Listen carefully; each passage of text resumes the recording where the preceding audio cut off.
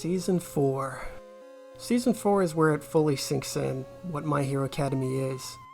It's bad. The potential of Seasons 1 and 2 added up to nothing. I talked a lot of shit about Season 3, but at least I can say some of it is decent. Every episode of Season 4 is bad except for 2, and what little hope I still had for the series was squashed up front with the Overhaul arc. It's a frustrating situation, but at this point there's nothing left to do but cut it open and take a look at why it died. Season 4 honestly doesn't start off that bad. Definitely better than Season 3. The first episode is filler, and honestly it's nowhere near as bad as the filler episodes from previous seasons. Mostly it's just this reporter guy trying to figure out who inherited One for All. But there's one thing they do that bugs me. It's this. 徳田さんもオールマイトのファンなんですか？僕らの世代でオールマイトのファンじゃないやつがいたら、そいつはモグリだよ。This is something that's been annoying me since Stain, where the way it approaches heroes changes depending on who it's coming from. If you're a hero or a citizen, it's super great. It's so great, in fact, that when someone says they don't like heroes, they are shamed or need to be corrected, like here and when Kota says he doesn't like them in Season 3. On the other hand, if you're a villain, heroes aren't perfect. They have flaws, and their society leaves people behind, who in turn become villains. This ties back to the Stain problem, where Stain has these criticisms of society that barely exist, because Horikoshi can't seem to decide if heroes are super great and all the criticism of UA and heroes is unfair, or if hero society is actually flawed. Mostly he just has villains say hero society is bad, but when it comes to actually showing it, putting it into action, aka the important part, he doesn't follow through.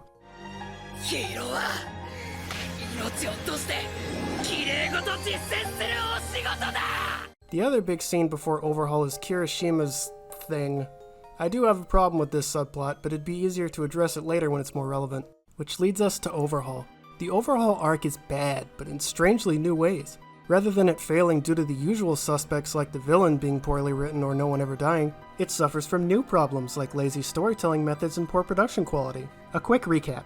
This arc stars the new villain Shisaki, aka Overhaul, leader of the Shie Hasaikai. They are Yakuza. Shigaraki wants to take over this group. He meets with Overhaul, a fight breaks out, Overhaul kills Mag, Shigaraki kills one of Overhaul's goons, Compress loses an arm. Deku goes to join Night Eye's agency for a work study. Deku does a thing and Night Eye accepts him for the work study. During the work study, Deku and Mirio run into Overhaul, who is escorting a young girl around named Eri. Deku thinks Overhaul is suspicious, but Mirio intervenes and they go their separate ways. Because of a truck accident, Night Eye is suspicious of the Shie Hasaikai. Night Eye and other pro heroes are planning a raid and plan to involve some of the students. They tell the students they choose about Eri, Overhaul's quirk erasing drug, and their plan. The raid begins at 8 AM the next day. The rest of the arc is a bit harder to quickly summarize due to how much shit happens, but Kirishima and Sun Eater have their big character moments, and Mirio and Deku end up going after Overhaul. Mirio's quirk ends up getting erased. Overhaul fuses with one of his goons. Deku fights Overhaul at the climax of the arc. Eri's quirk is revealed and undoes Overhaul's fusion. Night Eye is fatally injured, Deku takes Overhaul out. Overhaul is escorted to the villain hospital, but the League of Villains attack the vehicle. They overpower the escort and bring out Overhaul. Shigaraki destroys his hand so Overhaul can't use his quirk anymore and the League of Villains fuck off. Later in the hospital, Night Eye passes away from his wounds. There's so much wrong with this arc that we're just gonna have to go from plot point to get it all. Let's talk this out. This scene isn't bad. It furthers the idea that Shigaraki is ignorant of his place and in over his head, which earns some roasting from Overhaul. Neat to see both Shigaraki and Overhaul kill someone. I like this for Overhaul more because, like I said before, a villain killing someone in the first big appearance makes them intimidating going forward and lets the audience know that this guy is a threat to kill our heroes if they aren't careful. Also, I love how visceral Mag's death is. It's a nice contrast. Just give up, it'll be easier. I don't really like this scene, and I think Night Eye accepting Deku because he didn't step on a rare All Might poster is corny, but whatever. Night Eye hammering the stamp is hilarious though. I love the energy. Ow! Ugh! Now's as good a time as any to talk about Overhaul in general. To be honest, I think Overhaul is probably the best villain the series has had on paper. He's somewhat intimidating due to the vocal performance of Kinjiro Suda and the fact that he's the only villain we've seen kill someone so far. His plan is coherent and so are his motivations. He wants to erase everyone's quirks to restore the age of the Yakuza, when his group was at its most powerful. Why? Because quirks and the changes that were brought with them to society has made Shie Hasaikai into something of an endangered species. What does he do to achieve his goal? He develops a quirk erasing drug using Eri. Makes sense. As trivial as it sounds to even mention these are things that the series has somehow managed to get wrong over and over again. Shigaraki's motivation and goals are often nebulous, poorly thought out, and childishly unambitious, Stain's actions and motivation make sense, but not for the way My Hero Academy's world is written. All for One is inherently mysterious because that's just how his character is written, and we're gonna have a field day with how fucking confusing Gentle Criminal is. But everything seems to come together for Overhaul. The problem comes with how Horikoshi uses him. Given Stain and some goons from this arc we'll get to in a little bit, it seems pretty clear that Horikoshi is trying to write villains that represent problems with society. At least, sometimes. Shigaraki is an immature idiot that doesn't believe in anything, and All for One appears to just be a really powerful mustache twirler. Horikoshi isn't exactly consistent in the way he writes his villains. Anyways, Overhaul falls into the mustache twirler category. You definitely understand his motivation, but Horikoshi goes way off the deep end trying to make the audience hate him. I hate pretty much everything involving Eri. And before you say, wow, you hate an innocent little girl, you're awful. That right there is exactly my problem. The show manipulates the viewer emotionally using Eri. This is the most innocent looking, Disney eyes having, cute as can be girl you can possibly imagine. And it's revealed Overhaul is abusing her. It's just so cartoonishly black and white, I can't take it seriously at all. They make Overhaul so hilariously, ridiculously evil that he's basically a Saturday morning cartoon villain. And it's not like the way the show treats it from the hero's perspective is any different. They go on and on about how Overhaul is this demon using his daughter's body to make a weapon. Like, we get it, you want us to hate the villain. This is overkill. This is from the wiki. Eri became a fearful and secluded girl without anyone showing affection to her in her life. Apparently, Deku's touch was the first time she ever felt kindness, which overwhelmed her. When murderous intents are directed at her, she does not scream nor cry and simply remains silent, because she knows she has no choice but to accept whatever is happening to her. Eri is, however, willing to let herself go with Kai in order to protect those that help her. She feels guilt over other people being hurt in order to rescue her. Unfortunately, after her rescue, Eri still psychologically suffered from Kai's influence as she was unable to smile and had no experience of being happy. That is beyond overkill. This is like when shows or movies try to get you to hate someone by kicking puppies or taking candy from babies just because they can. Just something so universally loathsome that it's impossible to even think about liking them. It's really hard for me to take writing that emotionally manipulative and black and white seriously, and as such, I really didn't care about Eri or Deku and Mirio's drive to rescue her, or all this nonsense during the planning meeting. Ready? So, one thing My Hero Academy's villains have a tendency to do is mostly make sense, but then say or do one thing that confuses the way they're written for no reason. With Stain, it was the money and fame worshipping thing when neither problem is systemic in My Hero Academy's world. With Gentle Criminal, he says that the problem with heroes is them being unprepared because they're cowardly, even though he could just as easily say heroes are being careless alone and that would make sense. And the cowardly heroes part has nothing to do with his backstory or ideology, as well as being confusing and not elaborated upon. With Overhaul, it's this. 先日強盗団が逃走中、人を巻き込むトラック事故を起こした。巻き込まれたのは千崎ら8歳会。だが死傷者はゼロだった。強盗団の連中は激痛を感じ気を失ったが、なぜか傷一つなくどころか、持病のリウマチや虫歯など一切きれいに治っていたそうだ。でも奪われたお金だけはきれいに燃えてなくなっちゃったんだって。I don't get the healing their diseases and illnesses thing.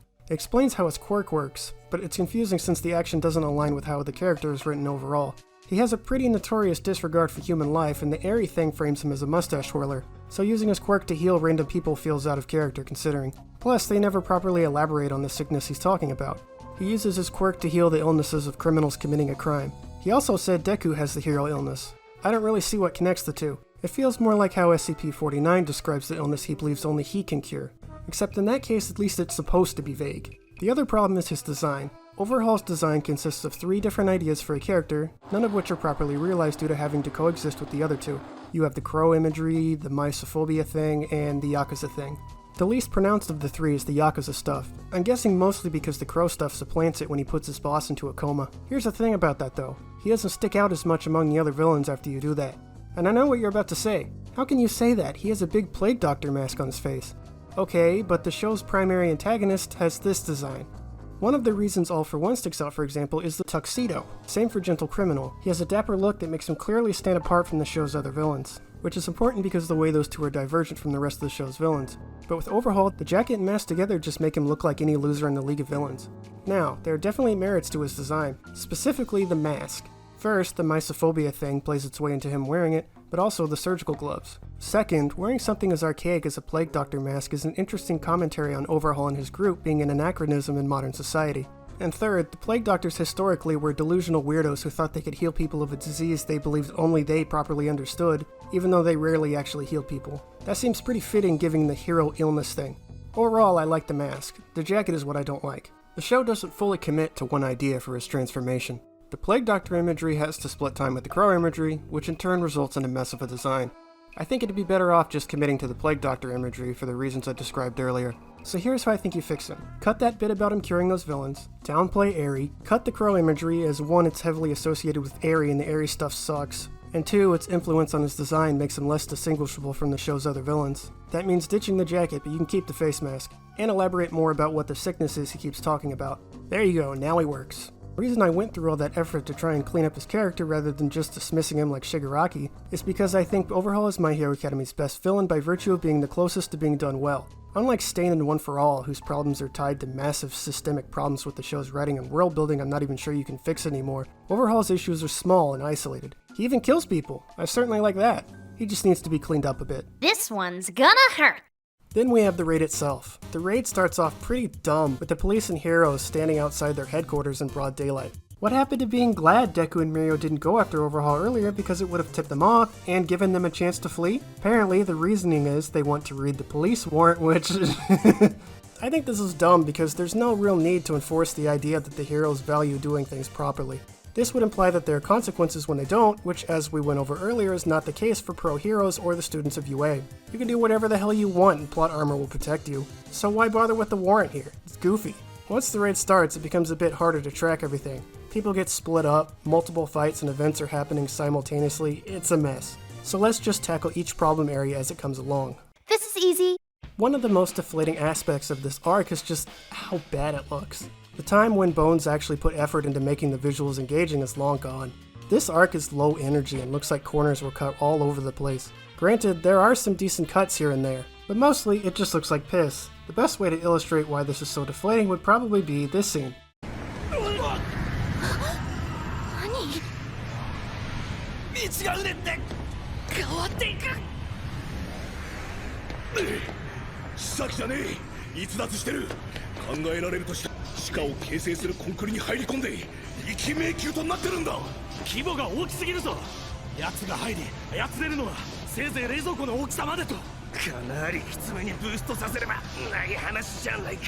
To me, this is My Hero Academy at its lowest visually. This right here is a big part of why I don't think this arc works. 1, the background is shit. Yeah, nice gray tube. 2, the character animation is pathetic. They just wobble back and forth in a loop. 3, it just lacks energy.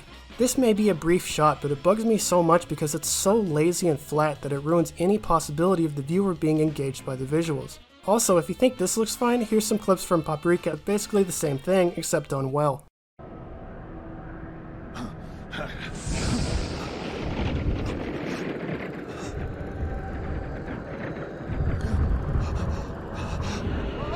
This isn't the only time they do this either. They do it later in episode 73, and that episode also has this sequence. There's just no energy. This sort of lazy presentation was crippling to the Overhaul arc, as tons of scenes fall flat due to either how bad they look or how poorly they're presented. During the early parts of the raid, we have the big fights for Kirishima and Sun Eater. And I know everyone likes Sun Eater's big moment and Kirishima finally getting a little arc, but I'm sorry, they're both bad. Well, okay. Kirishima's on paper is okay, it's just executed poorly. Kirishima and Sun Eater's big moments fall victim to a growing problem with Horikoshi's writing that reared its head a few times in Season 3, and like the other problems with the writing has spiraled completely out of control. That problem being flashback or last minute storytelling. If you've watched a few of, or are even just familiar with the battle shonen genre, you've probably heard of the power of friendship meme, aka the end of an arc where a character is struggling, the show does a flashback, and the character finds the strength to defeat the villain. The reason I dislike this sort of thing is that since you're inserting a backstory we haven't seen before or from when the characters are children before the show starts, you can basically just make up whatever you want. It requires no planning of any kind on the author's part. You can just make something up and that's how the hero wins the fight. It just feels cheap and lazy. But if you think I'm about to complain about the simple fact that My Hero Academy does this, don't worry, I'm not. There's a reason battle shonen manga writers use this trope over and over again. It's surprising, the flashback builds tension by basically edging the viewer at the climax of a fight, and it ties into the theme of you have the strength to overcome this within you already, you simply need to find it, which is important because of the demographic they're made for. I get it. I don't like it, but it comes with the territory and it's part of the experience. I think it's okay to have these moments every now and then. Like any other storytelling method though, problem comes when you abuse it, and battle shonens have a major tendency to abuse flashbacks this way. Shippuden is a good example of that line being crossed, where it's just padding the runtime episode after episode with lengthy flashbacks of scenes we've already seen before. Bleach uses the flashback power-up thing constantly. And then you have Fairy Tail, which uses the power of friendship flashback storytelling thing in every arc, over and over again. It's using flashbacks as a means of primary storytelling, and I don't care for that. I think you should build your narrative in a way that places all the pieces you need for a scene in that scene. Plan ahead.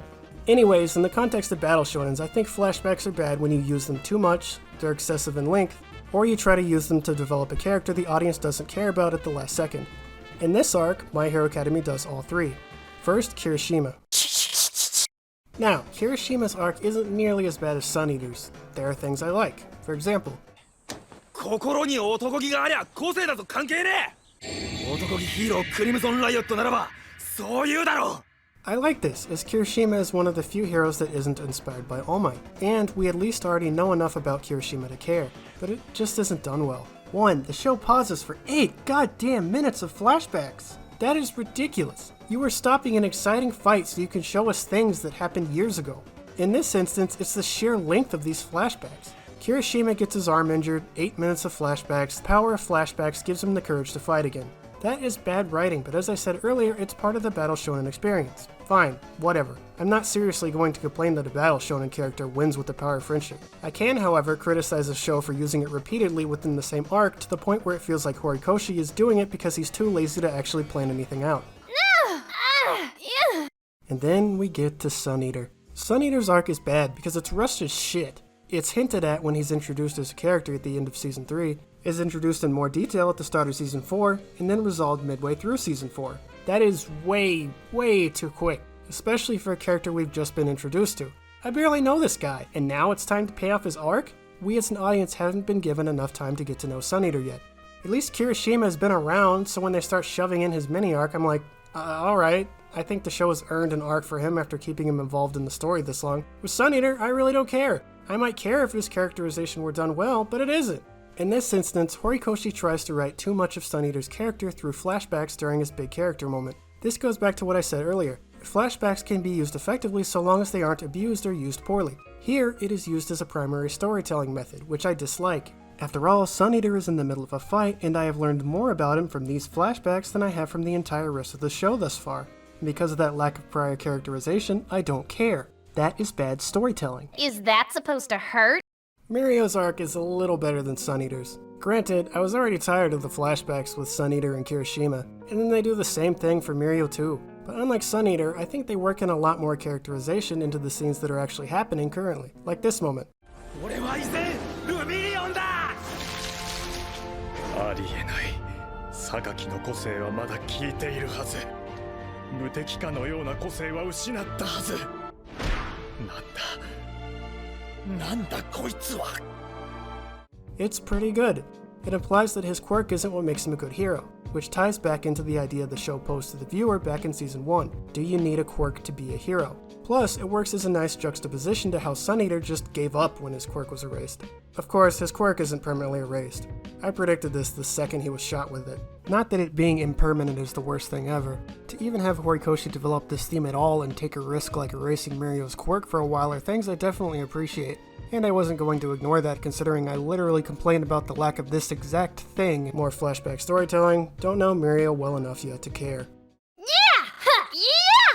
Speaking of sloppy writing without a plan, I'd like to talk about these guys. Specifically, these lines. ある者は社会に適応できず捨てられた。ある者は恋人に裏切られ、多額の借金を背負った。ある者は金の亡者に道具として利用され、生成した宝石が金にならない偽物だと分かると、いらぬ人間だと徹底的に打ちのめされた。This is more of the Stain problem, where the villains make a statement about the world they live in that isn't reflected by it. There hasn't been a theme of Hero Society tossing out misfits or troublemakers. If you look at UA, if anything, they bend over backwards to make sure nobody fails. The only example I can think of is Gentle Criminal, but he doesn't come in until later in this season. This is a pathetic, barely trying attempt by Horikoshi to humanize his villains, when it would be so easy to just plan things out and be willing to write a flawed Hero Society so their words actually hold weight. Truth be told, I don't know why he writes dialogue like this for villains. Overhaul is the best villain you've ever had, and part of why is because he isn't a half-assed attempt to write a deeper villain. Overhaul is just a really shitty guy. That's it. Granted, he goes too far with this, but based on what I've seen from Horikoshi's writing, that's probably what he should be going for. Villains like Stain and these guys, where an attempt is being made to have villains that represent problems with society, require a specific type of world building to work. Granted, that type of world building isn't hard. You literally just have to make sure the problems the villains claim exist, actually exist. But he didn't do that with Stain, and he didn't do it with these guys. You're not showing me their society is fucked up, you're telling me it is. And words without action to back it up is, again, the opposite of what the show preaches.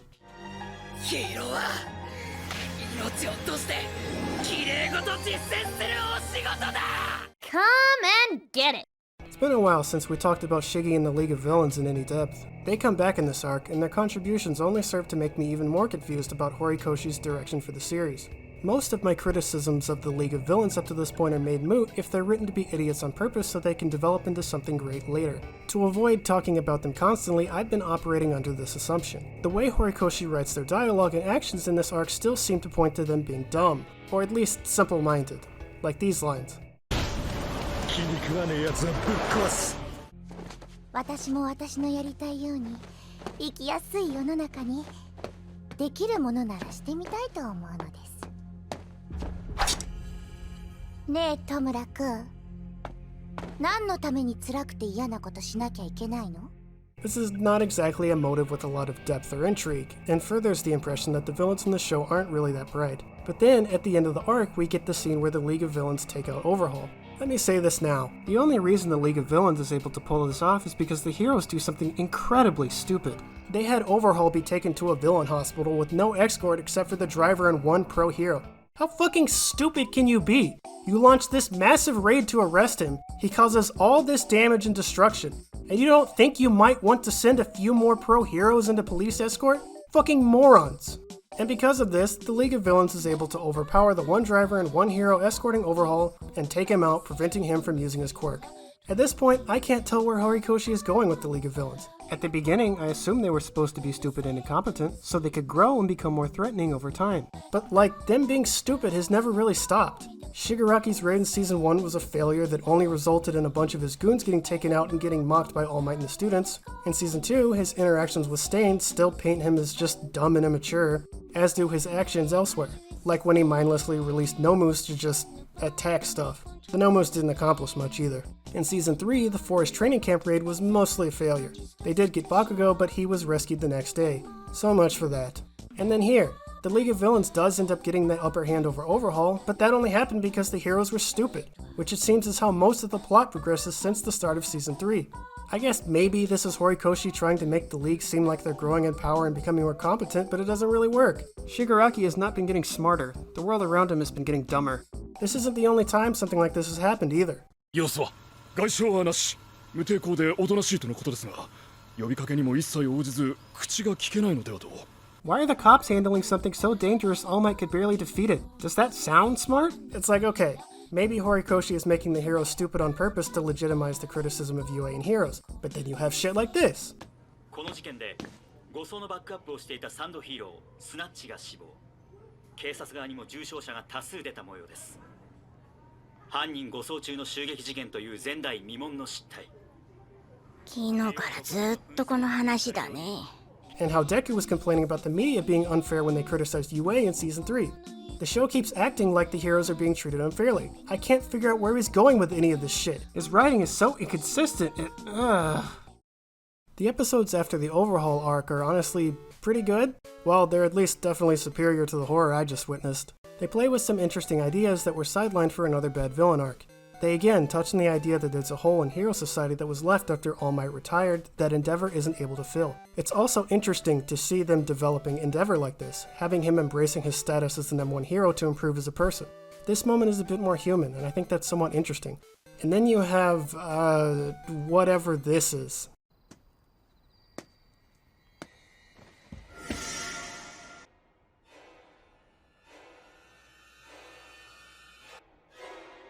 Kare ga honshou wo arawashi hajimetaんだ.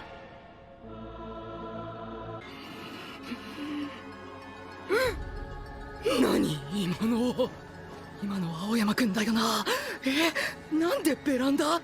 何しに？なんで？訪ねてみるか。いや、ちょっとわけがわからなさすぎて怖い。一体何しに？僕は知ってるよ。Okay, so first off, とある言動だけれども、いまいち何を思っているのか読めない青山くん。 I don't even know what to say about this. This subplot is so bizarre and surreal. I just... What? Now that the Overhaul arc is over, it's improving again. Well, aside from... I swear, if it just cut down on these terrible villain arcs, the show would improve dramatically. Maybe the show can take a break from the stupid villains for a bit so we can...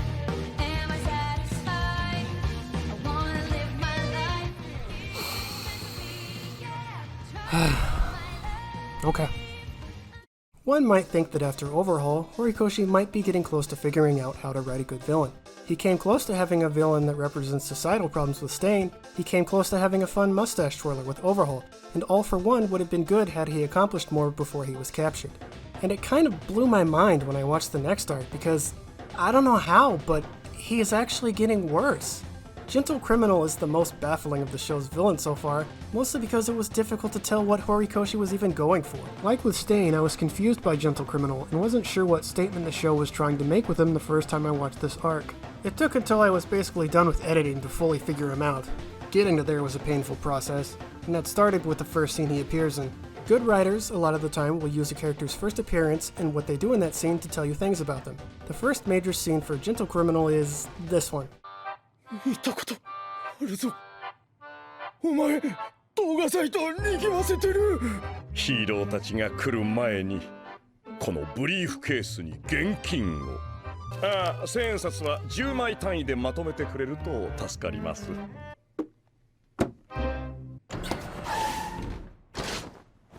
武器を捨てろ。私がたった2人の英雄に手間取るとでも？ラブラバ。 ここはカットで。待ってジェントル、お金を忘れているわ。いやラブラバー、出演料の支払いさ。お金など目的になり得ない。歴史に名を残したい。ごきげんよう。ジェントルビエル。 What the hell was that? So he robs a convenience store, some heroes show up. He beats them up, but leaves behind the money because that's his appearance fee? Then he reveals his goal isn't money, but for his name to go down in history? What the hell am I supposed to do with that? Beyond that, is this supposed to be funny? Intimidating? Endearing? I don't know what I'm supposed to get from it. I feel like it's supposed to be comedic, but I mean, there's no joke. What's the joke? That he's cringy? The guys watching the video seem to be taking it seriously, but like, That was a recording of my initial reaction to that scene. Complete bewilderment. It does give you an accurate representation of Gentle Criminal as a character in hindsight, but it's not very good as a character introduction. Mostly it's just really confusing. Now that I've seen the arc I get it, but the first time? It basically broke me. 3.5 seasons of trying to figure out what the fuck Horikoshi is doing with Shigaraki took a toll on my brain, and this scene was the straw that broke the camel's back. That confusion, however, did not stop with the first scene. Part of the problem is the tone. Gentle Criminal's backstory is sad and actually supports the worldview that Hero Society is flawed, which has been a part of the show's theming despite not really being represented in the show at all. So in the one instance you actually depict it, you pair it with the most lighthearted arc and character of the show? Why? Isn't this what the likes of Stain and specifically these guys from earlier have been saying? That heroes aren't great and leave people behind who would turn become villains? It's supposed to be a serious topic the show wants to cover, right? then why would you associate that with this? You don't think its most focused representation might warrant a more serious tone? And to those of you who might say, well yeah, that's the point. He's supposed to be inept, so you pity him and begin to subscribe to that worldview. Well, there's a problem with that too. It's hard to say for certain Gentle is supposed to be pitiable by virtue of being incompetent because, well, every villain in the show is proven to be incompetent. The main antagonist of the series is dumb and incompetent, and it seems pretty clear at this point that he isn't supposed to be. So now I'm supposed to believe Horikoshi is doing it here deliberately? The wiki claims a lot of the mistakes Gentle makes are due to a lack of insight, but a lot of characters in the show, not just villains, make dumb decisions for the same reason. What's to say this isn't just more bad character writing? Like yeah, I'm pretty sure the intent was a bumbling villain, but this arc has the same structure as all the other villain arcs. Villain causes mischief, heroes find out about the villain. At the end of the arc, Deku meets the villain and they fight. The villain puts up a good fight, but loses and gets captured. That's what happens to Gentle here. What's really that different? And this is the problem having bad villains creates over time. When they're defeated in underwhelming fashion, when the idea they represent is undermined by the show and how it presents the issue, when their general incompetence causes them to regularly embarrass themselves. Well, guess what? All of those things apply to Gentle here. If he's an attempt at an intentionally incompetent character, it doesn't really work because all of My Hero Academy's villains are like this. Gentle Criminal is the logical endpoint to the ways My Hero Academy has failed with its villains. His character concept is so simple and genuinely has potential, and yet it is undone by previous mistakes that easily could have been avoided in bad writing habits. And I'll be damned if that isn't the ultimate microcosm of My Hero Academy as a whole. So, the other half of this arc is the school festival that Gentle Criminal was trying to interrupt, and I really wish he had succeeded in interrupting it, because this thing is pretty much the worst thing ever. As much as I hate Gentle Criminal, I think the school festival might be worse, because it represents yet another instance of how little Horikoshi seems to care about tension or stakes or consequences or anything that might actually invest its audience in what's happening. So, the premise is this. The other courses are sick of the hero course doing whatever they want without consequences. Wow, wonder why? So, to address this, the students decide to throw a concert. Bakugo correctly diagnoses why this is a stupid fucking idea. But like Ida when he was the voice of reason in Season 3 before the class raid, he too was unable to overcome the power of Horikoshi plot armor.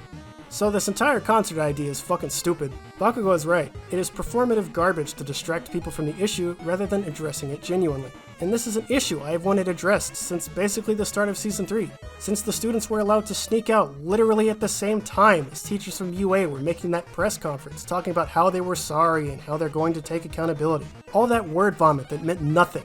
I've wanted some semblance of consequences for all the shit the students get into. This could have been that opportunity. Granted, UA should be the ones receiving punishment, but still, I'll take it for Class A. A concert does nothing to fix the issue. It's just, hey, I see you're upset, so here's an epic concert, woo! And now that they pretended to acknowledge the issue, Class A can go back to doing whatever they want with no consequences again. Hooray! Also, this arc is mostly supposed to be about Class A trying to repair their relationship with the other courses, right? Yes, it does it in a wrong and stupid way, but that's what Horikoshi is going for, correct? Then what's with this? いきなり遊泳の負の面を見せてごめんよ、エリちゃん。 What the fuck is this line doing here? Do Mirio and the other students from Class A look down on Class B and the other courses? I thought the idea was that the other courses are different rather than inferior. It just makes Mirio and Deku look like elitists. Anyways, so all the students from the other courses hate Class A. Then they throw the concert, and suddenly all the other students love Class A. They're the best. All those completely legitimate and unaddressed concerns? Who needs them? Class A plot armor is indestructible. Finally, we've made it through all of Season 4's garbage arcs. Now I get to talk about the only good episodes in the entire season, the last two. As it always seems to be, the episodes in between the last arc and the next one are pretty good. They're focused on world building and moving the plot forward.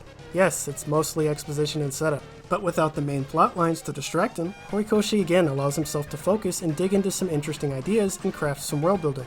In fact, the best scene in Season 4 is this casual scene of Endeavor and Hawks talking. It expresses several ideas and concepts while simultaneously delivering exposition. Like here, where they establish ways Hawks can use his quirk while delivering exposition.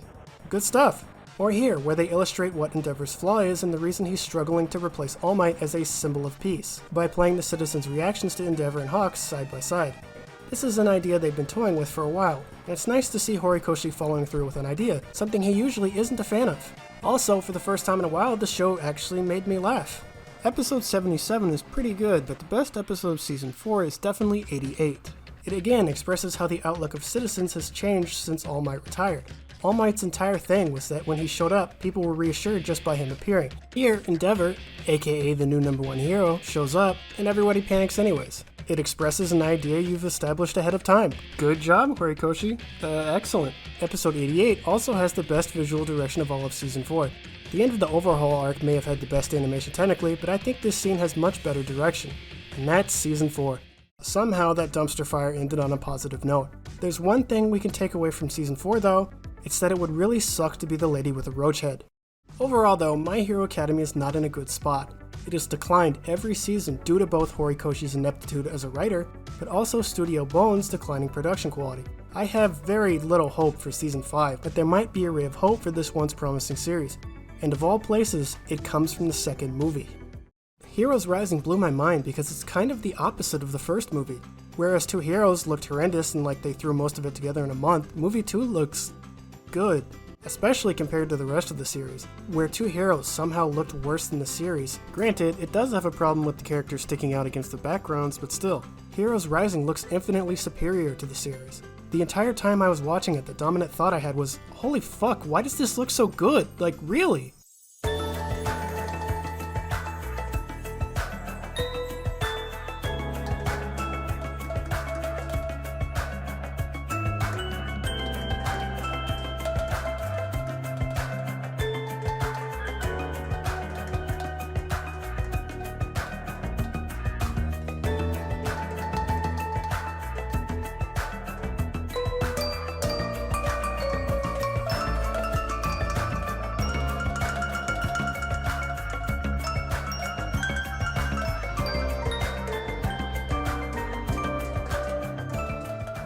As far as the story goes, it's okay. It's mostly just the students running errands on this island until the villain attacks, and then the rest of it focuses on stopping the villain. But there are a couple of moments in the movie that caught me off guard, like the villain just beating the shit out of Deku and Bakugo here. That's a really good way to establish a villain. Just have him beat the shit out of characters that usually have plot armor. And the blood! Yes! This is especially great considering all the Class A students were written out of the moment where the villains take over in the first movie. Also, Shigaraki kills 9, the antagonist of this movie. Truth be told, I was hoping they would do it when 9 lost, and crazy bastards actually did it. Kind of stunned they didn't pussy out and have him arrested like the series would usually do. Don't get me wrong though, there are things I don't like. The villain starts off promising, his power and backstory are somewhat interesting, but when it comes to his ideology, he ultimately just ends up another I'm going to make a world for the powerful and strong type. Disinteresting, recycled, boring. And while the ending is really cool, seeing Bakugo run around with One for All and everything, I really wish they didn't bother with all the non-canon course correcting at the end.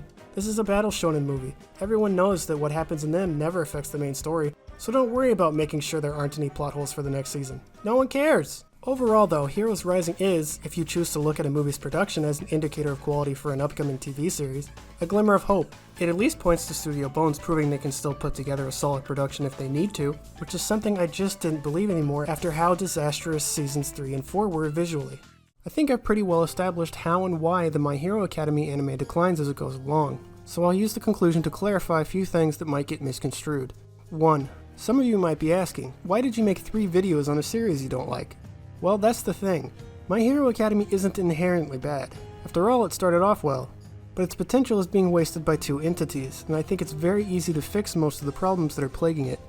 You might have noticed after a lot of the issues I brought up, I also gave solutions to them. That's because I believe My Hero Academy is salvageable, even after 2 full seasons of crap.